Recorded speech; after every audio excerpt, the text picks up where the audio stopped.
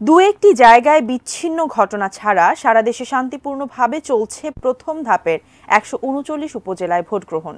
নির্বাচন কমিশন জানিয়েছে, সকাল ৮টায় ভোট গ্রহণ শুরু হয়ে বেলা ১২টা পর্যন্ত ১৫% ভোট পড়েছে।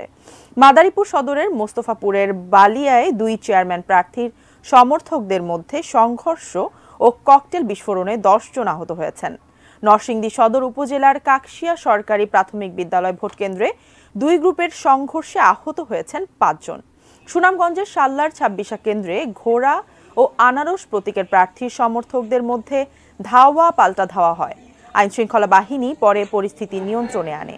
রাতে এই কেন্দ্র থেকেই অন্য একটি কেন্দ্রের সহকারী প্রিজাইডিং অফিসার সহ ৪ কর্মীকে এক প্রার্থীর পক্ষে কাজ করার অভিযোগে আটক করে পুলিশ। চাঁপাইনবাবগঞ্জের ভোলাহাট উপজেলার একটি কেন্দ্রের কাছে ২ প্রার্থীর সমর্থকদের মধ্যে সংঘর্ষ হলে ২ জন আহত হন। এদিকে বগুড়ার গাবতলী উপজেলার সোনারায় উচ্চ বিদ্যালয় কেন্দ্রে জাল ভোট দেওয়ার অভিযোগে ২ সহকারী প্রিজাইডিং অফিসারকে আটক করা হয়েছে।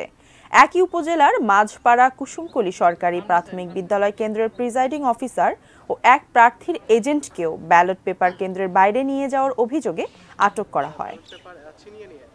সেগুলোতে